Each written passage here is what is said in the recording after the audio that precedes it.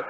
సత్యే ధర్మ ఇవాపర, సత్యము ధర్మము ఒకదాన్నొకటి ఎలా కాపాడుకుని రక్షించుకుంటాయో అలా రక్షించి కాపాడగలిగినటువంటి వాడు. తమేవం గుణ సంపన్నం రామం సత్యపరాక్రమం. ఇన్ని గుణములు కలిగినటువంటి రామచంద్రమూర్తి సాక్షాత్తుగా సత్యపరాక్రముడైనటువంటి వ్యక్తి. ఆయన పరాక్రమం సత్యమే పరాక్రమముగా కలిగినటువంటి వాడు. అటువంటి వాడు రామచంద్రమూర్తిని ఆ రాముని యొక్క కథని సంక్షేపంగా చెప్పారు. సంక్షేపంగా అంటే వివరంగా కాదు, బాగా గుర్తుపెట్టుకోండి. వివరంగా చెప్పలేదు, కేవలం ఏదో విహంగ వీక్షణం అంటారు చూసారా, ఒక్కసారి స్థాళీపులాక న్యాయంగా ఒకసారి అలా చెప్పేశారు. అది ఎంత తేలిగ్గా చెప్పేశారంటే, సజగామ వనం వీర ప్రతిజ్ఞామనుపాలయన్ పితుర్వచన నిర్దేశాత్ కైకయ్యా ప్రియకారణాత్ అంటూ. కానీ సంక్షేప రామాయణ శ్లోకాలండి, అవి నిజంగా మంత్రాలే.